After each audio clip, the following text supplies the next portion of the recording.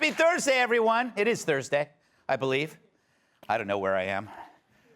So according to a new poll, Bernie Sanders had the highest favorability rating among 23 potential 2024 presidential contenders, which is kind of like winning first place at an ugly baby contest. But here's how Bernie celebrated.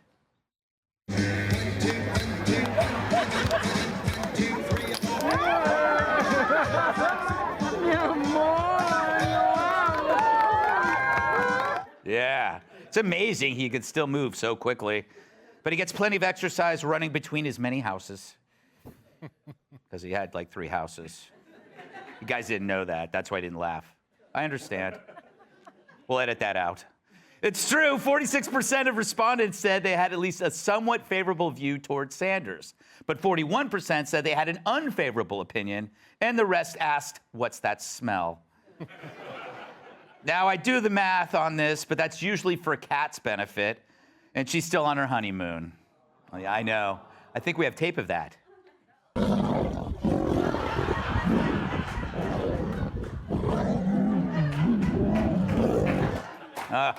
To be young and in hate.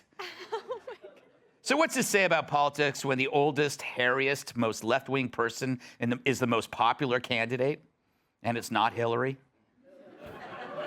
And yes, she is hairy. In a one piece, she looks like George the Animal Steele. Ooh, nice. Nice. That was for you, Tyrus. Nice, thank you.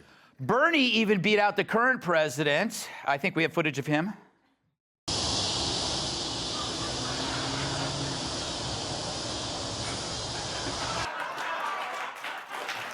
How can you laugh at that? That's terrible. You people are awful.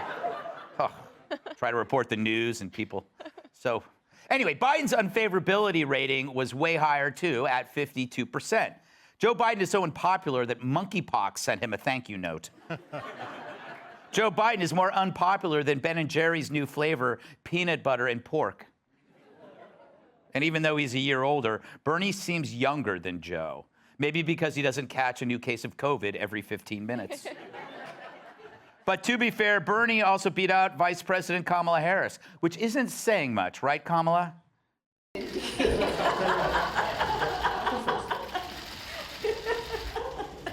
so. That's her responding to news that a nun was hit by a bus. I know. It's disgusting. She'd find mass murder hilarious and then bail out the murderer. So why is Bernie still popular? Well, first of all, the media is soft on him. They don't poke or prod his beliefs. So like any good socialist, he expects and gets a free ride. But also, it's on us voters who tend to find economics boring. And sadly, it's the boring stuff, that kills you. But, what? Stop it. But I have a theory. I call it the old man theory. That's what I call most of my theories, in fact. That no matter how bad someone is, it's something we forget about it once their hair turns white, which could be the secret to Anderson Cooper's career. Remember when you were growing up, everyone's grandparents were magical, but they can't be all that great. Some had to be jerks, right? At least 10% of those adorable silver-haired sweethearts were probably creeps 30 years ago. But age makes people seem more benign. It's why whenever you see an old inmate on death row, you think, he can't be that bad. He's got close-cropped white hair and librarian glasses. Perfect for the parole board, because how could this 78-year-old possibly hurt anyone? He could barely lift a chainsaw now. Well, it's not about now, it's about then. In the 80s, when this old guy was in his 30s dismembering hitchhikers in the back of his Jeep Wagoneer. They really were roomy back then. Try finding a hybrid with that kind of utility space, right? Sometimes you could fit 2, 3 if they were dwarves, but I digress. Now, I'm not saying that Bernie Sanders is a serial killer, but I'm not saying that Bernie Sanders is a serial killer. I'm going to let you decide. But if he isn't, why would he need to wear these gloves? Just asking a question. But aging softens you, with a few, of course, notable exceptions. It would take more than age to make her sympathetic. Maybe a blood transfusion and sending her face to the dry cleaner. So maybe it's time to shelf the belief that with age comes mellowed wisdom. Joe Biden proved that's not the case. He was a jerk back in the day, and he's more of a jerk now. Aging had the same effect on him as the hot sun does on an uncovered bowl of egg salad. Except now, the stuff Joe says about millions of Americans makes his oldness seem angrier and meaner as he divides and separates us like his 1980s comb-over. Yeah, look at that. You know, it is amazing how he was able to get all of his hair to grow back since then. How did he do that?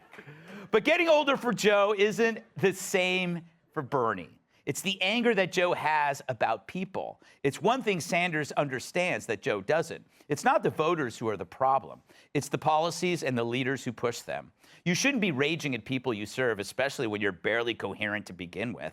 The problem with Bernie, his policies suck harder than Brian Stelter trying to drink a McDonald's milkshake through a crazy straw.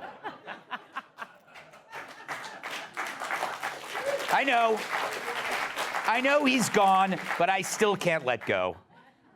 And if you want to talk Russian collusion, look at the man who spent his honeymoon in the USSR. No wonder the Soviets collapsed a year later. Once a socialist, always a socialist, no matter the age. That's because of sunk costs. Once you believed in the very worst ideas for decades, it's impossible to let go, no matter how often you've been proven wrong. You already invested the time. So for Bernie, socialism is like a baseball card collection that you just can't throw out. He may look like a kindly grandpa and smelled like one since his hippie days. But Bernie's policies don't bring us hard candy from a dish on the coffee table.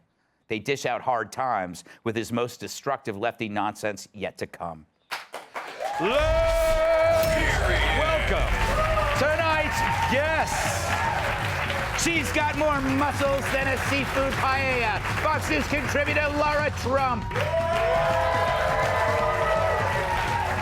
Like Fonzie, he wears a leather jacket and offers you a reverse mortgage. Reason editor-at-large Nick Gillespie. Before she writes a thank you card, she confirms with multiple sources. New York Post business reporter Lydia Moynihan. And Mount Everest bragged about climbing him. My massive sidekick in the NWA's World Television Champion, Arus.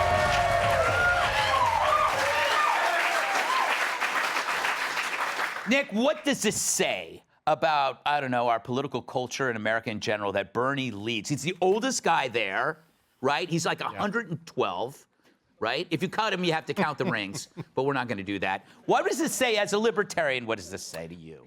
You know, the only thing I was disappointed in was that not all of the people had higher unfavorable ratings than favorable. He was one of the few who didn't. Yeah. And I think that speaks to the wisdom of the American people that when we look at the person who's going to be our next president, we mostly think they suck. Wait, isn't that healthy? I think it is. It can become bad if you can't rally around people, but for the most part, I mean, it's just simple realism. Yeah, it drives me crazy to think that you have to like the president or that you have to like the person you're voting for. I don't want to like them. I mean, I'd rather have, like, I want, like, if I have an agent or a lawyer walking into a room, I want everybody there to go, oh my God, I hate this. That's the president you want. You want somebody to walk in and everybody, all the other countries go, oh. Anyway. Laura, who could I be talking about? I have literally no idea. I have no idea either. Who am I talking about? Jimmy Carter? Can I tell you, I think you have a point here, because if I think back to some of my best teachers I ever had, they were tough. A lot of times the kids did not like them. Some of my best teachers and coaches that taught me the most, from whom I learned the most, they were tough and they held you to a certain standard. And while you were there, maybe you didn't like them, but maybe they had wisdom that we didn't yet know and understand. So I think you're onto something. The thing is with Bernie, I'm on something. It could be both. It could be Or both. both. Yes. But with this situation with Bernie, it really, I mean, speaks to sort of how sad and low the Democrats have fallen. That this guy, who would be 83 if he were elected and inaugurated as president, who is a self-proclaimed socialist, this is the top guy.